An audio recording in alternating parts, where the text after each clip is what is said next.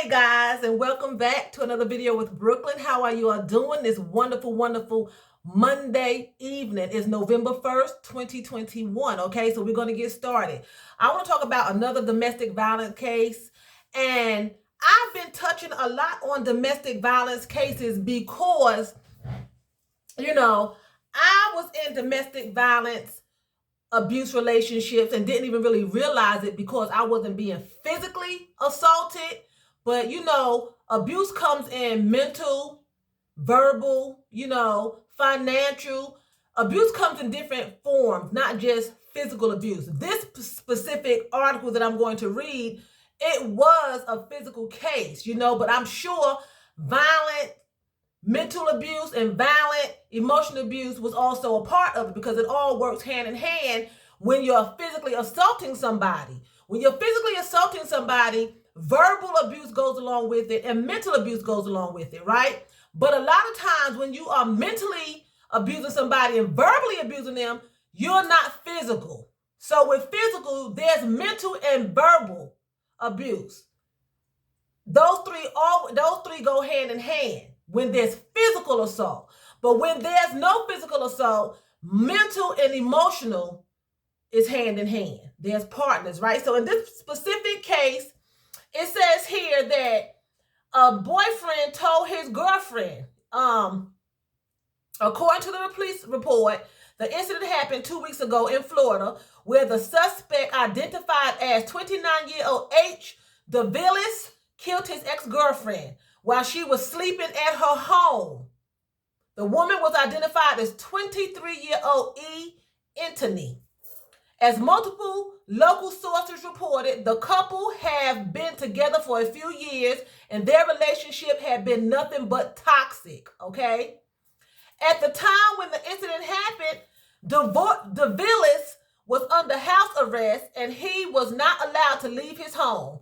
The victim said in court that the suspect had beaten her multiple times during their relationship over years. According to the court reports, DeVillis was allegedly facing several domestic violence charges after allegations that he beat Anthony on 2 separate occasions and pointed a gun at her. He was arrested on June 1st after an argument which he allegedly pointed his 9mm gun at her after she said she wanted to end their relationship. Like I said before, a lot of times when you are in a relationship and it is abusive, when you are ready to leave, it's hard to leave. It's hard to get out because most times if you're abused over years, that means you were in and out of the relationship. Because most people, when they have an altercation, they end the relationship. Whether it's for an hour, a day, 2 weeks, or whatever, then they go back, But then when you're really tired of it and you want out, you have been in and out of the relationship so much that it's hard to just break away from it. And it's hard for your partner to accept that it's actually going to be over and you are refusing to be abused anymore. Okay, so it says, according to the police, he said, if you try and leave me, I will shoot you dead. The couple struggled for the weapon until he finally fired and hit his own leg, okay? Right after he suffered the gunshot injury, he went to the hospital for treatment. Following the incident, the judge in the case put DeVillis, under house arrest, and he was not allowed to leave his home until the trial. Okay? They also put a GPS monitor on his ankle to be able to track him. Okay? Then one day, late September, he broke his GPS monitor and headed for his ex-girlfriend's home. The young woman was still sleeping in the early morning hours when the suspect broke in her home and stabbed her multiple times. So he didn't shoot her, but he stabbed her multiple times until she died. He fled the scene and was on the run for several hours until they arrested him, okay? So he's in jail with no bond. But my point is this. He was determined to kill someone that he claimed that he loved. Even though he was on house arrest, had a GPS monitor on his body, he broke it. he was determined to end her life because she did not want anything else to do with him. And a lot of times, you know, you think, well, he won't do this to me. He loves me. We're just fighting back and forth. You know, he got the GPS, he got the ankle monitor on with the GPS, you know. But when somebody is determined to do you in or to do you harm, they will find a way. They will find a way. And a lot of times, you know, the court systems, I guess they follow what they have to follow. But a lot of times they make these rules, you know, they let you go home. You pull a gun on someone, you have a history of beating her over and over and over again.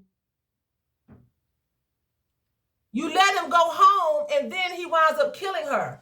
Because even if they can track him, by the time they would have got to where he was, she would have been dead either way. You know? And it's just a sad case because she was very young. And it's just, I don't know how to say it. A lot of times you just in a relationship and it's hard to break away.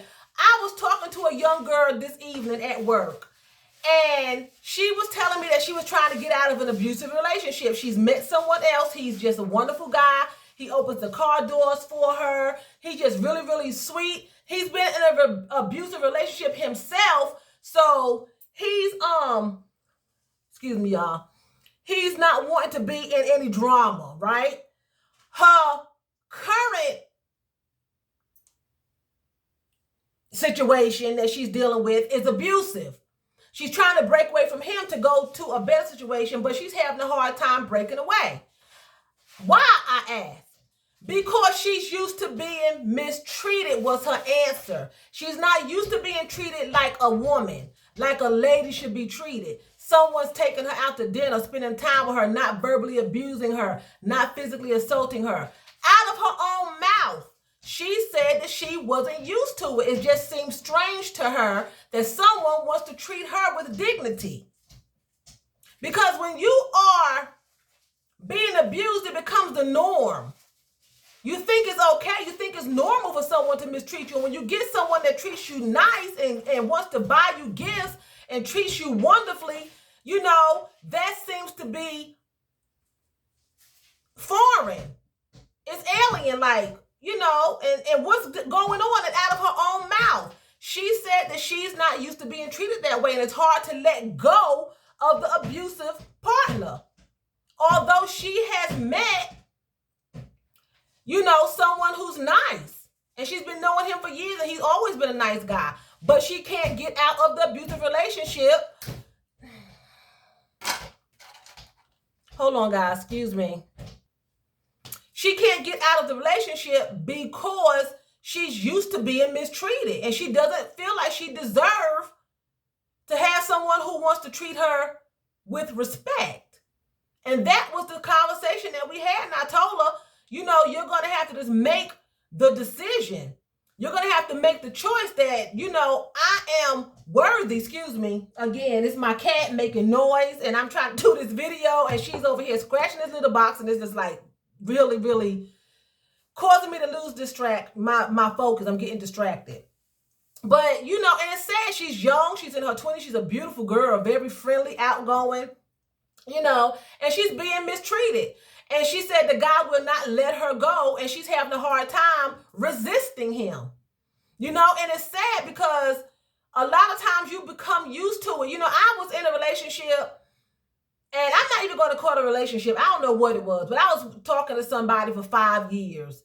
And, you know, because they say some nice things to you and they talk to you and everything like that, you think it's okay when you're used to not really being the focus, the centerpiece. You know what I'm saying? They throw you a bone here and there. You think it's okay. But when you meet somebody who's giving you the attention and really being nice to you, you just don't know how to accept it. You think it's wrong. You think it's from Satan. You think it's from the devil. You know, oh, he's treating me nice. He's got to be up to something. But the other person that I was with, he wasn't verbally abusive or anything, but he was mentally and emotionally unavailable. That's abuse. You cannot be in a relationship with someone and don't converse with them. You cannot be in a relationship with someone and don't have communication and, well, that's the same thing as converse. But, you know, have interaction. until you're ready. That's abuse. And if you're not used to knowing how to be treated, you think it's normal. You think it's normal.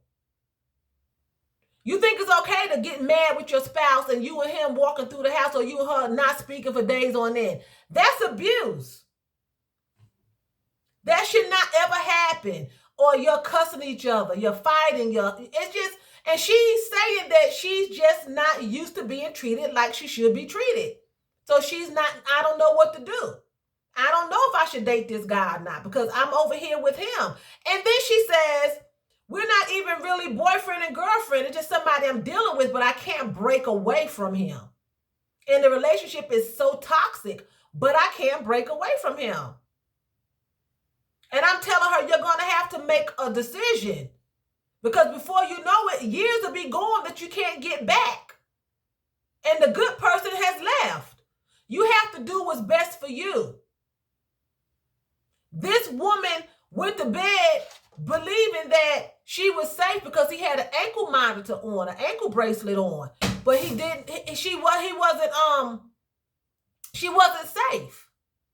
Because when somebody wants to harm you, they will find a way to do just that. And I just wish that she had maybe went and stayed somewhere else and just would have waited until they went to court to go back to her home. It's a sad case, but you have to be careful. And again, I'm going to tell you all this and give you all motivation. If you are in a relationship that is abusive, they don't have to be hitting on you, calling you out of your name. I don't care who it is, cussing you, yelling all the time, mentally abusing you, emotionally abusing you, financially abusing you. Get up the courage, muster up the courage, ask God to help you escape because it's doing nothing but tearing you down and it's abuse. And then if they start throwing in some licks, then you definitely need to leave. But don't underestimate and think just because you're not being physically assaulted that you're not being abused. Abuse comes in every other angle. It comes at every other angle. And sometimes we just don't recognize it. We just don't recognize it because you think you're not being hit. You're not being, assaulted and punched in the face and kicked. So you're not being abused. But when you're in a relationship, you're supposed to take care of each other. You're going to have disagreements. Yeah, you're going to argue. You're going to yell. You're going to scream. But it shouldn't go on a daily basis. And it shouldn't get to the point that one person is feeling so low down and dirty, just miserable, and the other person is fine. And a lot of times when you try to get out of it, you can't because they are so used to taking it. And then the person wants to continue to give it because that's their high. When you abuse somebody, it's like you're a crack addict. You're not satisfied till you get that hit, literally. And the hit is never the same as the first. The first one, from what I'm understanding, I've never smoked crack, but from what I'm understanding, I've talked to ex-crackheads, people that was on drugs, and they said once you take that first hit from the pipe, you never get that same hit, so you're always chasing it and you never get it, so you fall deeper and deeper and deeper into addiction. Because you're looking for something you're never going to get again. A lot of them go to the hospital to get clean so they can deliberately find that specific feeling again, right? So when somebody's abusing you, especially when it's physical, they may slap you the first time. That's a high. The next time, they may shove you and slap you. Then it goes from a slap and a shove to a kick. Then from a kick to a slap and a push to a punch. Then the pulling of the hair. Then the choking. Then the taking off the belt and beating you like it gets worse because it's a high. And when you they're addicted to it. So when you try to break away, they're not ready to come down off that high. So the ultimate high for a lot of abusers, physical abuse, is to end your life. That's the ultimate high. It's addiction. It's addiction. When you are abusing someone over and over and over and you cannot control it, it's addiction. Just like smoking and you can't stop, or drinking and you can't stop, overeating and you can't stop. People have sexual addictions. I mean, abuse is addiction, because any addiction that you have that's harming yourself is addiction. So if you're harming someone else, it's addiction. And you're constantly doing it, it's addiction. Okay? So recognize it and try to get yourself some help. Try to seek help, try to get out. Don't worry about trying to get them no help. Think about yourself. You know, because at the end of the day, it's not worth dying at someone else's hands, because that's what makes them happy. Because don't get it twisted. When they're abusing you, they're happy. They like to control. That's what they do. That's what they want to do. That's why they're doing it.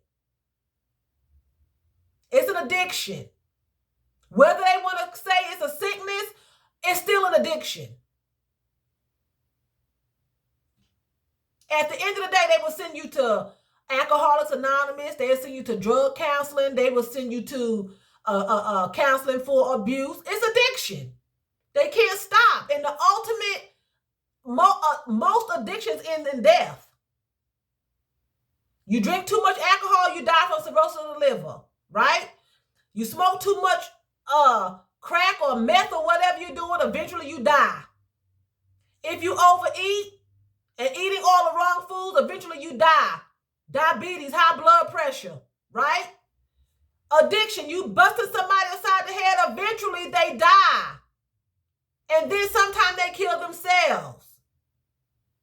All addiction that's not good for you, most of the time it ends in death.